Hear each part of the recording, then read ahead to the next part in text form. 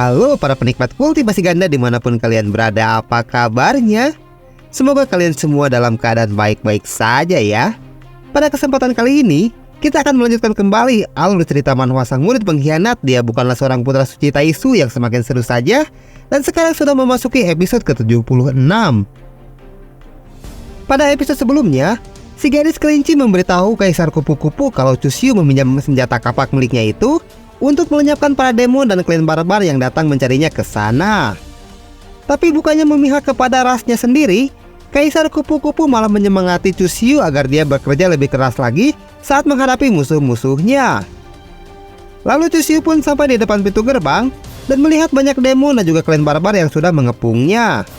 Kelompok aliansi kecil itu dipimpin oleh Yaoman dari pihak demon, dan dari pihak klan barbar diwakili oleh Wang Sangmo yang juga ingin membalas dendam kepada Chusyu. Yaoman dan juga Wang Sangmo berniat untuk melenyapkan Chusyu menggunakan formasi serangan besar yang sudah mereka siapkan sebelumnya. Tapi Chusyu berhasil menghancurkan formasi itu sebelum sempat diaktifkan, yang membuat Yaoman dan juga yang lainnya sangat terkejut. Setelah itu, Chusyu menggunakan formasi terlarang miliknya, sehingga tidak ada seorang pun dari mereka yang bisa melarikan diri tanpa izin darinya.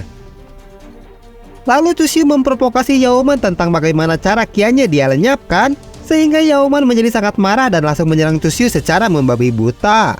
Tapi setelah serangan Yaoman berhasil mengenai tubuh Chusyu, alangkah terkejutnya dia karena senjata miliknya langsung terpental setelah mengenai tubuh Chusyu yang sangat keras itu. Tanpa basa-basi lagi, Chusyu langsung melenyapkan Yaoman menggunakan senjata kapak milik Kaisar Kupu-Kupu, sehingga Yaoman pun langsung tewas seketika. Lalu Chusyu langsung menerjang ke arah Wang Sangmo yang merupakan target selanjutnya, dan Chusyu pun langsung membelah tubuhnya menjadi 3 bagian dan melenyapkan semua bawahan mereka yang ada di sana. Melihat kekuatan Chusyu yang sangat overpower, tentu saja membuat para kultivator dari ras manusia merasa sangat senang karena memiliki seseorang sepertinya. Tapi tidak dengan klan demon dan juga klan barbar. Mereka sangat kesal setelah ras mereka dilenyapkan oleh Chusyu. Sage Agung King Yu pun bertanya kepada Qian Mian bagaimana caranya untuk menghentikan Chusyu dan menunggu sampai monster dari lembah 10.000 demon tiba di sana. Tapi Qian Mian malah mengatakan meskipun monster itu datang, dia hanya memiliki kesempatan menang sebesar 40% saja jika berhadapan dengan Chusyu. Kembali lagi ke alam rahasia, Chusyu pun berniat untuk menghilangkan kutukan jalan besar yang ada di senjata kapak milik Kaisar Kupu-Kupu dan berniat mengadu domba Kaisar Kupu-Kupu dengan Diezun. Dan Chusyu pun berpikir kalau Peng Yao bisa membantunya untuk melakukan hal itu tanpa ada seorang pun yang menyadarinya. Bagaimanakah kelanjutan perjalanan mereka di alam rahasia Gunung Qihuang? Tanpa banyak berbasa-basi lagi, kita langsung saja menuju ke pembahasannya. Cerita berlanjut. Tak lama kemudian, Peng Yao pun berhasil menyusul Chusyu setelah menyelesaikan ujiannya. Dia bilang, "Yang mulia putra suci, aku telah berhasil lulus dalam ujiannya, sehingga aku bisa menembus penghalang ini dan menyusulmu. Sekarang apa rencana kita selanjutnya? Apakah kita akan langsung pergi menuju ke tempat ujian ketiga?" ucap Peng Yao yang masih belum menyadari situasi di sana. Setelah melihat terdapat banyak korban yang bergeletakan di lantai, Peng Yao pun merasa terkejut. Dia bilang, "Ya ampun, kenapa di sini banyak sekali para demon dan juga klan barbar? Yang mulia putra suci, kau benar-benar tidak menahan diri sama sekali saat menghadapi mereka. Itu sangat sesuai dengan gayamu selama ini." Peng Yao pun kembali berkata kepada Chusyu. Dia bilang, "Yang mulia putra suci, kau telah menjadi lebih kuat karena jika aku yang dikepung oleh mereka, aku mungkin akan mencari kesempatan untuk melarikan diri. Tapi kau tidak berniat melarikan diri saat menghadapi mereka dan berhasil melenyapkan mereka semua seorang diri. Benar-benar sangat luar biasa." Chusyu pun hanya diam saja dan menoleh ke arah Peng Yao yang terus mengoceh dari tadi. Lalu Chusyu malah langsung memeluk Peng Yao yang membuatnya merasa malu, dan sambil tersenyum Chusyu bilang, "Pernahkah kau merasa jatuh cinta saat melihat betapa kuatnya diriku ini saat sedang bertarung?" Tentu saja Peng Yao tidak langsung menjawab pertanyaan dari Chusyu karena dia masih merasa terkejut setelah tiba-tiba saja Chusyu memeluknya dan berkata seperti itu kepadanya. Wajah Peng Yao pun memerah karena Chusyu berada sangat dekat dengannya. Dia bilang, "Yang mulia putra suci, apa yang akan kau lakukan?" Tapi Chusyu malah menoleh ke belakang tanpa berkata apa-apa seperti sedang memastikan kalau tidak ada seorang pun yang sedang mengawasi mereka dari kejauhan. Karena Chusyu berniat untuk menghancurkan kutukan jalan besar yang ada di senjata kapak milik Kaisar Kupu-Kupu. Setelah dirasa kalau situasinya sudah aman, Chusyu menggunakan energi spiritual di tangannya untuk sedikit menggores telunjuk Peng Yao. Karena Chusyu berniat untuk memastikan sesuatu yang saat ini sedang mengganggu pikirannya. Setelah Chusyu baru saja melenyapkan begitu banyak musuh dari klan Demon dan juga klan Barbar. Setelah tangan Peng Yao terluka, Chusyu pun berpikir sejenak dan berkata di dalam hatinya, "Aku telah melenyapkan begitu banyak monster baru-baru ini, dan aku menemukan fakta bahwa saat ini tampaknya aku memiliki keinginan yang berbeda ketika aku melihat cairan merah yang mengalir dari tubuh mereka, yang membuatku semakin menikmatinya saat melenyapkan mereka. Aku ingin tahu dan memastikannya, apakah aku memiliki keinginan yang sama terhadap cairan merah yang keluar dari tubuh manusia?" Lalu Chusyu pun mencoba mencium aroma cairan merah yang menetes dari telunjuk Peng Yao dan kembali berkata di dalam hatinya, "Aku tidak merasakan hal yang sama dengan cairan merah dari manusia, tapi kenapa aku memiliki hasrat yang menggebu-gebu saat melihat cairan merah dari para monster? Atau lebih tepatnya, apa yang aku dapat jika aku melahap para monster itu?" Peng Yao yang merasa heran dengan apa yang sedang dilakukan oleh Chusyu, dia pun bertanya, "Yang Mulia Putra Suci, sebenarnya apa yang telah terjadi dan apa yang sedang kau lakukan saat ini? Apakah ada yang salah dengan diriku? Apakah kau merasa kalau aku sedang keracunan atau ada energi negatif yang dikendalikan oleh seseorang?" Tapi bukannya menjawab pertanyaan dari Peng Yao, Chusyu malah mengenyot cairan merah yang ada di telunjuk Peng Yao untuk memastikannya lebih lanjut apakah akan terjadi sesuatu jika dia melakukannya. Dan tentu saja hal itu membuat Peng Yao merasa malu sehingga wajahnya pun memerah.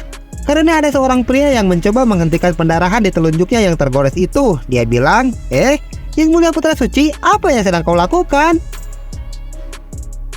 Setelah tidak merasakan apa-apa dari cairan merah di tubuh manusia, wajah Chusyu pun langsung berubah menjadi serius. Dia bilang, "Peng Yao, dengarkan aku baik-baik, karena aku memiliki sebuah rencana yang memerlukan bantuan darimu." Dan Chusyu pun menjelaskan semua rencananya kepada Peng Yao sambil berbisik agar tidak ada seorang pun yang bisa mendengar pembicaraan dari mereka. Setelah mengetahui rencana dari Chusyu, Peng Yao pun mengajukan pertanyaan kepadanya, "Apakah kau berencana untuk bertarung melawan seorang kultivator di ranah Seng Wangjing?" Chusyu menjawab, "Benar, jika semua sesuai dengan yang direncanakan, maka semuanya akan baik-baik saja. Jadi kau tidak perlu merasa khawatir tentang hal itu." Meskipun Chusyu berkata seperti itu kepadanya, tapi Peng Yao merasa sedikit khawatir dan berkata di dalam hatinya, "Jika semua itu berjalan dengan baik sesuai rencanamu, seharusnya hal itu memang bisa terjadi. Memang benar dengan tubuh Dao bawaanku ini, aku bisa mengaburkan jalan kutukan besar yang ada pada sebuah senjata, sehingga akan sangat sulit untuk diketahui oleh orang lain kalau ada yang telah berubah pada senjata tersebut." Karena Peng Yao hanya diam saja dan tidak menjawab pertanyaan dari Chusyu, Chusyu pun langsung mengangkat dagu Peng Yao. Dia bilang, "Jangan terlalu banyak berpikir seperti itu. Kau hanya perlu menjawab kalau kau akan melakukannya atau tidak." Peng Yao menjawab, "Baiklah, aku akan melakukannya. Aku percaya kalau rencanamu itu tidak akan pernah meleset sedikit pun." Lalu Chusyu malah menepuk Peng Yao untuk segera melakukan persiapan terlebih dahulu. Dia bilang, "Kalau begitu, ayo cepat kita lakukan sekarang juga. Kita harus membuat penghalang dulu agar tidak ada seorang pun yang tahu apa yang sedang akan kita lakukan di dalam sana." Peng Yao menjawab, "Yang Mulia Putra Suci, berhentilah menepuk boolku seperti itu, karena akan sangat memalukan jika ada orang lain yang melihatnya." Sementara itu orang-orang yang ada di dunia luar, mereka merasa penasaran apa yang akan dilakukan oleh Chusyu di dalam sana. Mereka bilang, Yang Mulia Putra Suci dan gadis Yauchi akan membuat semacam penghalang yang tidak bisa ditembus. Apa yang akan mereka lakukan di dalam sana sehingga harus menyembunyikannya dari semua orang? Temannya menambahkan, "Aku juga merasa sangat penasaran apa sebenarnya yang akan mereka lakukan di sana." Lalu mereka malah membayangkan kalau Chusyu akan melakukan kultivasi ganda di dalam sana. Mereka bilang, mungkinkah setelah berhasil melewati 2 tahap ujian, Yang Mulia Putra Suci ingin melakukan kultivasi ganda untuk meningkatkan kekuatannya sebelum mereka pergi ke tempat ujian ketiga. Pria-pria berpikiran kotor itu pun malah semakin menjadi-jadi dan kembali berkata, "Aku yakin pasti mereka akan melakukannya karena mereka adalah generasi muda yang penuh dengan semangat. Jadi mereka tidak mau menunggu lagi sampai mereka keluar dari dalam alam rahasia." Temannya menambahkan, "Aku juga berpikiran seperti itu. Seandainya saja aku bisa menggantikan posisi Yang Mulia Putra Suci Taisu untuk berkultivasi ganda dengannya." Mendengar perkataan yang tidak sopan dari kedua orang itu, Kim Eng-di pun merasa sangat cemburu dan juga kesal. Dalam hatinya dia bilang, "Dasar murid pengkhianat yang tidak tahu malu, berani-beraninya dia melakukan hal seperti itu di depan semua orang. Tunggu saja sampai kau keluar dari dalam sana, karena aku akan membuat perhitungan denganmu sampai kau merasa kalau kau tidak ingin hidup lagi di dunia ini." Kembali lagi ke alam rahasia, di mana Chu Xiu sudah memasang penghalang untuk menghalangi pandangan semua orang yang ada di alam rahasia ataupun di dunia luar, karena tidak seperti yang dipikirkan oleh semua orang kalau Chu Xiu akan melakukan kultivasi ganda di dalam sana. Padahal Chu Xiu meminta Peng Yao untuk menggunakan kemampuan tubuh Dao bawaannya untuk mengaburkan kutukan jalan besar yang ada di senjata kapak milik Kaisar Kupu-Kupu. Setelah beberapa waktu berlalu, Peng Yao pun berhasil menyelesaikannya. Dia bilang, "Yang Mulia Putra Suci, aku sudah berhasil mengaburkan kutukan jalan besar yang ada di senjata kapak ini. Kau bisa memeriksanya terlebih dahulu untuk memastikan kalau semuanya sudah berjalan dengan baik." Chu Xiu pun langsung mengambil senjata kapak itu dan memeriksanya dengan seksama untuk memastikan kalau orang lain juga tidak akan merasakan perubahan yang terjadi di kapak tersebut. Karena semua itu demi memuluskan rencana busuknya yang berniat untuk mengadu domba Kaisar Kupu-Kupu dan juga Ye Jun. Setelah memeriksanya, Chu Xiu pun merasa kalau Peng Yao telah melakukannya dengan sangat baik. Dan dengan senyuman jahat di wajahnya, dia bilang, "Luar biasa, kemampuan tubuh Dao bawaannya bisa melakukan hal ini dengan sangat sempurna. Sekarang aku hanya tinggal menunggu waktu sampai ikan memakan umpannya." Tidak terasa 7 hari pun telah berlalu, dan di dunia luar terlihat kalau langit sedang terbelah karena seseorang menggunakan portal untuk datang ke Gunung Qi Huang yang saat ini sedang berlangsung ekspedisi di dalam sana untuk mendapatkan rahasia legendaris Dao Zimi. Kim Eng-di yang tidak mengetahui apa yang sebenarnya sedang terjadi, dia merasa penasaran dengan hal itu dan berkata, "Apa yang sedang terjadi di atas langit? Sepertinya seseorang sedang menggunakan portal untuk datang ke tempat ini. Tapi siapakah orang itu?" Sementara orang-orang yang ada di belakangnya, mereka merasakan aura intimidasi yang cukup kuat dan membuat mereka merasakan ketakutan yang amat sangat. Lalu muncullah perahu terbang dari dalam portal tersebut, dan perahu terbang itu dilengkapi dengan roda yang membuatnya bisa digunakan juga di daratan. Dan terdapat sebuah bendera yang menunjukkan bahwa perahu terbang itu bukanlah perahu sembarangan, karena mereka membawa awak kapal yang cukup banyak di atasnya. Rupanya, perahu terbang itu adalah milik monster lemah 10.000 demon yang dipimpin oleh Ming Yaozi, dan kedatangannya ke sana sudah jelas untuk mencari Chu Xiu yang telah berani melenyapkan para muridnya saat berada di dalam alam rahasia Gunung Qi Huang. Kemudian Ming Yaozi langsung melompat turun dari sana, dan dalam sekejap saja sudah berada di depan batu prasasti yang merupakan jalan masuk ke dalam alam rahasia Gunung Qi Huang. Yang membuat para demon yang ada di sana pun terkejut melihatnya. Mereka bilang, "Bukankah itu yang dikenal sebagai monster dari 10.000 lemah demon? Aku tidak menyangka kalau dia benar-benar akan datang ke sini." Temannya menambahkan, "Aku mendengar kalau dia adalah penerus dari Kaisar King Sui." Sambil mengeluarkan keringat dingin dari wajahnya, demon wanita itu kembali berkata, "Aura yang dikeluarkan olehnya sangat kuat. Dia akan menjadi orang suci dari pihak demon yang sangat hebat." Temannya menambahkan, kabar burung juga mengatakan ketika dia memasuki alam Dao miliknya, dia melahirkan benih kekuatan ilahi, sehingga dia memiliki masa depan yang tidak terbatas. Kembali lagi ke alam rahasia, di mana sekarang Chu Xiu sedang berada di luar area ujian tahap kedua. Terlihat kalau Chu Xiu sedang berkultivasi terlebih dahulu di dalam sebuah gua, sebelum Chu Xiu menentukan langkah selanjutnya yang akan dia ambil.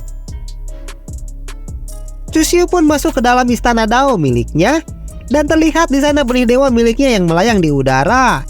Dan sekarang benih dewa itu sudah jauh lebih besar daripada sebelumnya, sejak terakhir kali Chu Xiu masuk ke dalam istana Dao bersama dengan Kim Eng-di. Setelah melihatnya lebih dekat, Chu Xiu merasa heran dengan perubahan yang terjadi kepada benih dewa miliknya dan berkata di dalam hatinya, Mengapa benih dewa milikku ini mengalami perubahan seperti itu? Mungkinkah ini berhubungan dengan pemahamanku yang semakin meningkat baru-baru ini? Semuanya adalah satu kesatuan dan satu jalan kebenaran. Chusiu pun mencoba memahami perubahan benih dewa miliknya itu dan kembali berkata di dalam hatinya, benih dewa milikku sedang merasa sangat lapar. Dia ingin melahap semua keberadaan yang ada di dekatnya kecuali umat manusia. Aku merasa kalau saat ini aku melepaskannya, pasti dia akan langsung melahap semua orang yang ada di hadapannya. Sistem pun malah menggoda Chusiu dengan memunculkan sebuah notifikasi yang mengatakan, player, semua ini mungkin terkait dengan keberuntungan darah suci manusia, tapi kita harus terus-menerus mengamatinya lebih lanjut. Saat ini Chusiu sedang berada di dalam gua yang cukup luas untuk berkultivasi. Dalam hatinya dia bilang, dalam beberapa hari terakhir, aku berkultivasi di dalam gua ini untuk memahami perubahan dalam diriku saat ini. Peng Yao dan aku masih berada di area ujian tahap kedua. Lalu Chusiu pun membuka matanya dan kembali berkata, aku belum mengetahui secara spesifik tentang perubahan yang terjadi, tapi perubahan di dalam diriku ini hampir tidak memiliki efek samping yang berarti. Adapun tentang hal itu, aku akan memikirkannya nanti. Tak lama kemudian Peng Yao pun datang ke sana. Di saat Chusiu masih berkultivasi, dia bilang, Yang Mulia Putra Suci, aku telah kembali. Bagaimana dengan kultivasimu? Apakah kau sudah mengalami peningkatan dalam beberapa hari ini? Rupanya Peng Yao tidak pulang dengan tangan kosong. Dia terlihat memegang seekor ayam di tangannya dan kembali berkata, Yang Mulia Putra Suci, lihatlah. Setelah aku pergi ke atas gunung, aku menemukan ayam ini. Tapi ayam itu ternyata bukan ayam biasa karena dia bisa berbicara. Kenapa kau membawaku ke tempat ini? Apa yang akan kau lakukan dengan menangkapku? Ucap ayam tersebut. Peng Yao pun lalu melepaskan ayam itu dan terlihat kalau ayam itu sangat panik karena dia tidak tahu takdir apa yang akan dia hadapi setelah Peng Yao menangkapnya.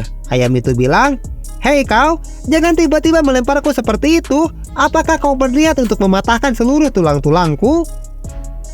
Setelah ayam itu menginjak tanah, terlihat perubahan yang terjadi di tubuhnya dan kakinya mulai membesar dan juga berubah bentuk.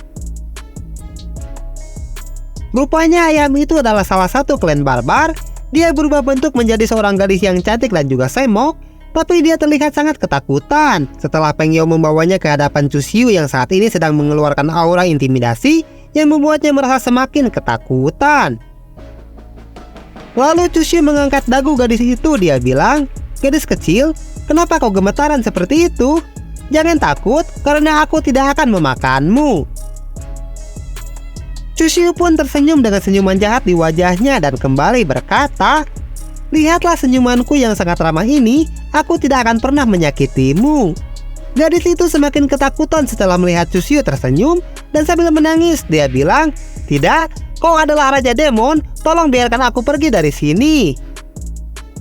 Karena tidak ingin ada yang melihat apa yang sedang terjadi di dalam gua, Chusiu pun menyuruh Peng Yao untuk memasang pelindung. Dia bilang, Peng Yao, pergilah ke mulut gua dan pasang pelindung di sana agar tidak ada seorang pun yang mendengar suara kita.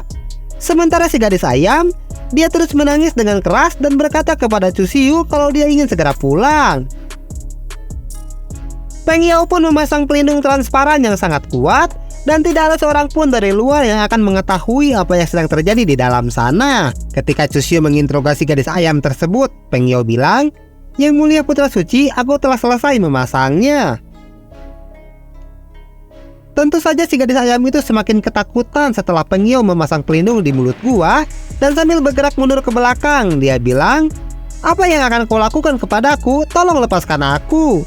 Chusiu menjawab, kau tidak perlu merasa takut seperti itu karena kau akan segera mengetahuinya di episode selanjutnya. Waktos nasib ending yang sangat membuat penasaran sekali ya pemirsa. Oke lah, tepang deh jeung dewek di episode selanjutnya. Terima kasih banyak bagi yang telah menonton video ini dari awal sampai akhir. Terus dukung semua channel Jagongora agar kami bisa tetap berkarya di masa depan. Maju dan berjayalah terus Jagongora Slot Lovers.